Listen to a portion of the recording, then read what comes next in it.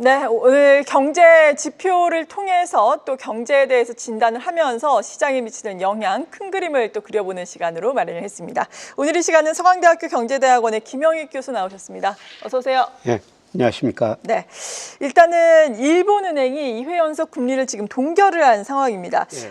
그리고 올해와 내년 GDP 성장률 전망치도 대폭 하향 조정을 했는데 이 부분은 어떻게 해석하고 계신지 궁금합니다.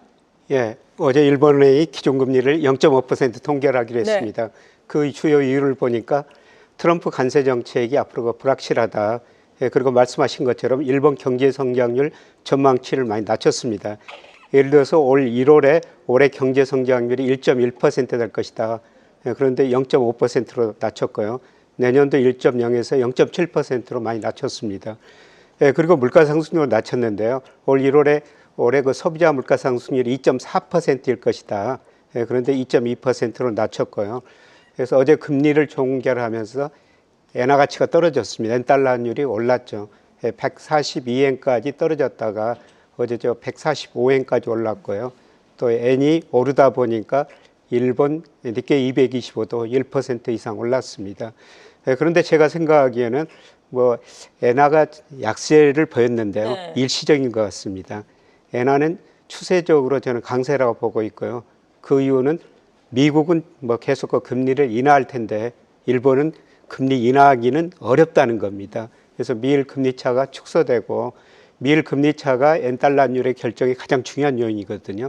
그래서 엔화가 강세되고 엔화가 강세될 때는 일본 주가는 또 떨어졌습니다. 네, 그렇군요. 그리고 연준 같은 경우에는 물가 지표 가운데서 PCE 물가를 또 선호하고 있는데 PCE 물가 보니까 상당히 둔화가 된 것으로 나타났습니다. 이 관세 정책의 영향이 심리로 좀 드러나고 있는 걸까요? 어떻게 분석하고 계세요? 예, 아직 관세 영향이 반영은 안 될 것 같습니다. 네. 예, 3월과 PCE 물가가 전년 동월 대비 2.3%, 2월에 2.7%였거든요. 예, 좀 낮아지고 있습니다. 그래서 유가가 낮아지고 있는 물가 상승률이 낮아지고 있는 거는 가장 중요한 게 유가죠. 네. 유가가 지금 배럴당 60달러 이하로 떨어졌지 않습니까? 예, 미국 거 소비자 물가 보면은 유가의 한 2개월 후행이에요. 예, 그리고 미국 경제가 지난 1분기 마이너스 성장했지 않습니까? 수요도 위축되고 있습니다. 그래서 트럼프 관세 효과가 아마 4월부터 반영되면서 물가가 약간 오를 수 있는데요. 네. 유가가 안정되고 있고, 예, 그 다음에 총수요가 위축되고 있기 때문에 소비가 위축되고 있기 때문에 아마 물가 상승률이 관세 때문에 그렇게 높지는 않을 것 같습니다. 예, 그래서 제일 중요한 게 이제 다음 주에 FOMC가 열리는데요. 네.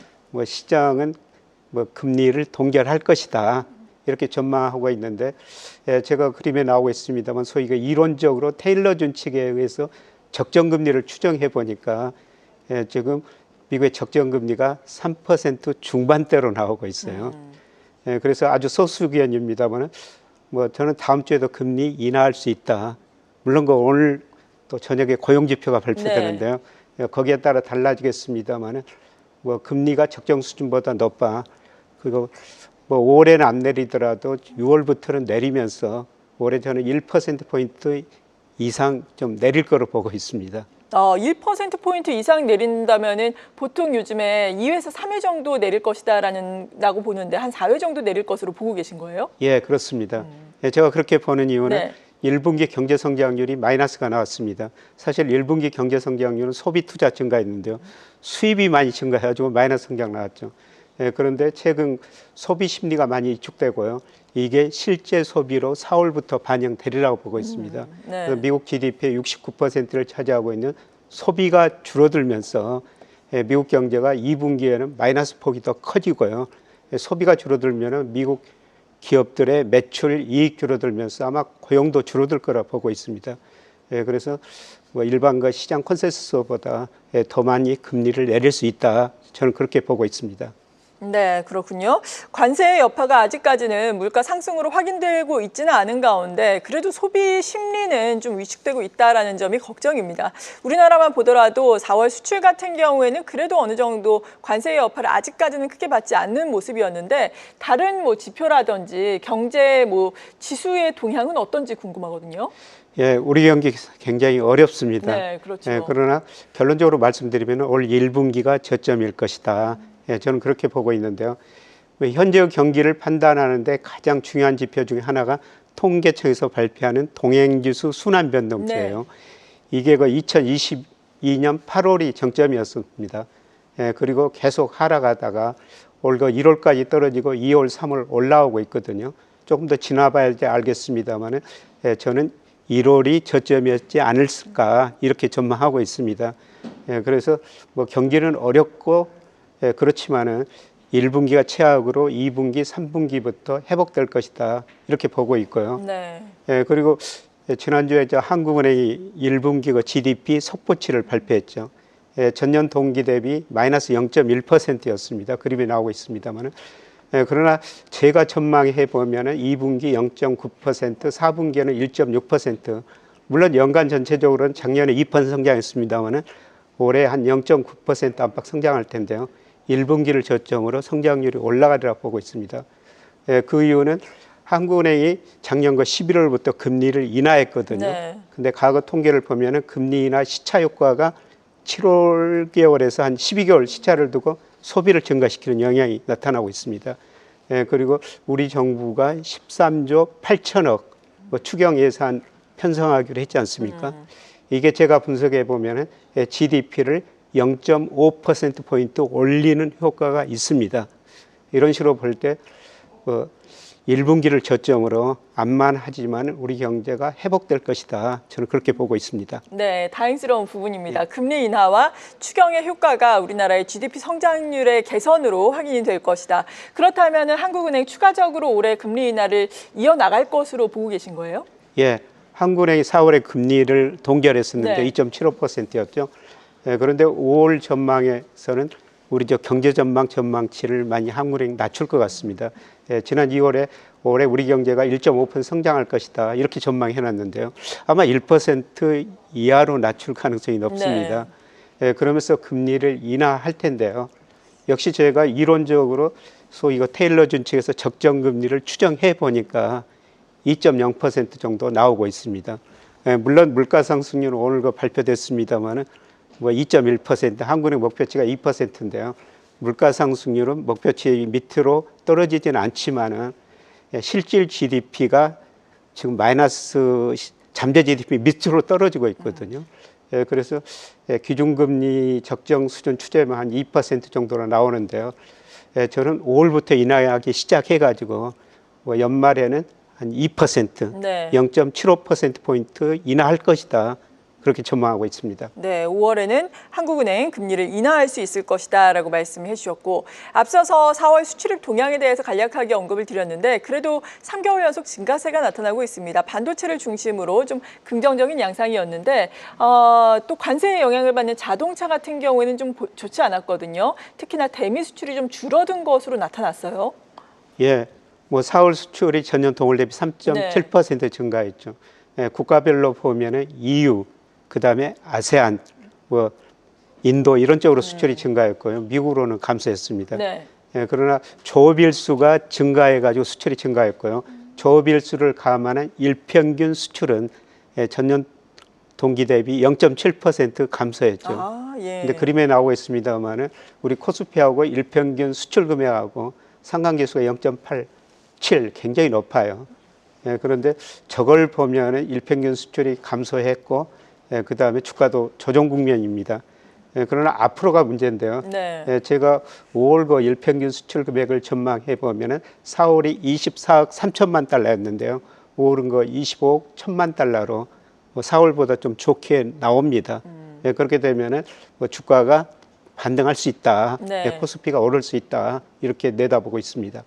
네, 그렇군요. 불행 중 다행인 이야기인데 4월 소비자 물가도 발표가 됐잖아요. 경기와 물가를 고려했을 때 한국은행의 금리에 대한 선택 앞서서 올해는 계속해서 금리 인하를 할 수 있을 것이다라고 말씀을 해주셨는데 이달 말에는 어떨까요?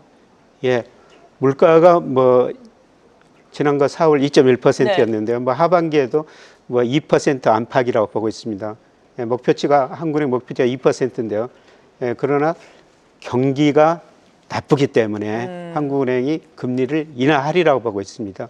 그래서 이번 달 29일 날 통화정책 방향 결정회의가 있습니다만은 그때부터 금리를 인하하기 시작해가지고 아마 뭐 이달에는 0.5%포인트도 인하할 수 있다고 저는 보고 있습니다. 그래요. 예. 그만큼 우리 경제가 위축되고 있기 때문에 아마 경기 때문에 금리를 인하하고요. 올 연말에는 한 2%, 제가 적정금리 아까 말씀드렸습니다마는 2%가 적정금리로 나옵니다. 네, 이런 가운데 최근에 달러 인덱스가 하락하고 원화 가치는 상승하는 양상이 나타났었는데 오늘 같은 경우에는 또 원화가 급격하게 약세를 나타내고 있거든요. 참 변동성이 심한 것이 무엇보다도 더 우리를 힘들게 하는 상황인데 달러화에 대한 원화 가치 앞으로의 방향성에 대해서는 어떻게 판단하고 계십니까? 뭐 우선 그 달러 인덱스가 우리 환율에 가장 중요한 영향을 네. 미친데요. 110까지 갔다가 100 미만으로 떨어졌다가 지금 약간 100으로 웃돌고 있습니다. 우리 환율도 1,420원까지 떨어졌다가 1,440원인데요. 그런데 추세는 달러 인덱스 하락, 네. 원화 가치 상승 이렇게 보고 있습니다. 제가 우리 원달러율을 결정하는 미 달러 인덱스 여러 가지 고려해 보면요. 지난달 말 현재 우리 원화 가치가 22%나 저평가돼 있어요. 국내가 정치적 불안 여러 가지가 반영된 것 네. 같습니다. 그러나 시간이 갈수록 달러 인덱스 하락, 그다음에 원화 가치 상승. 저는 6월 가면요 원달러율이 한 1,350원 정도까지 떨어질 거라 보고 있습니다.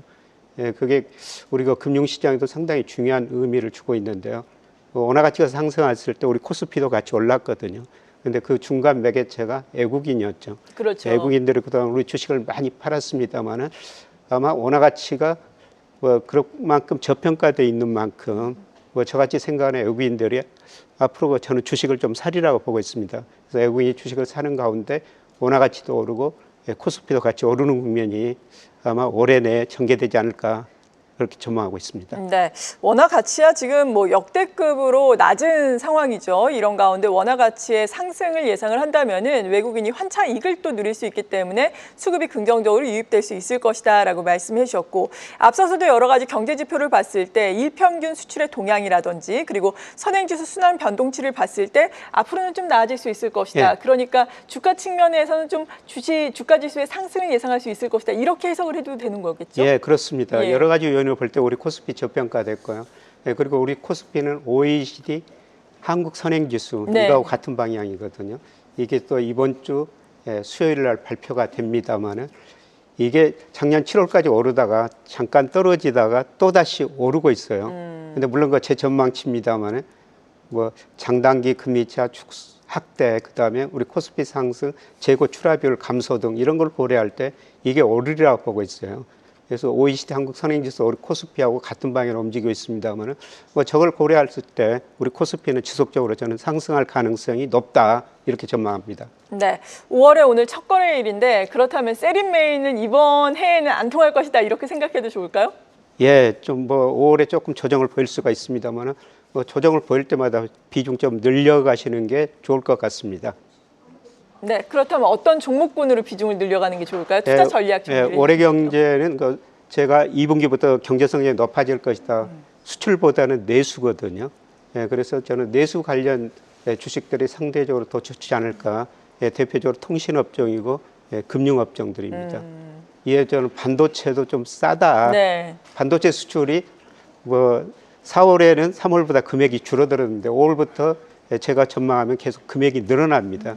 그래서 이런 의미에서 반도체 주식도 좀 싸지 않느냐 이렇게 보고 있습니다. 네, 최근에 선전을 하고 있는 통신 금융주들 더 갈 수 있고 반도체도 저가 매수의 기회이다라는 평가였습니다. 서강대학교 경제대학원의 김영익 교수와 함께했습니다. 고맙습니다. 네, 고맙습니다. 계속해서 다양한 경제 이슈를 알고 싶다면 구독과 좋아요, 알림 설정 부탁드립니다. AI 캐스터 권미정이었습니다.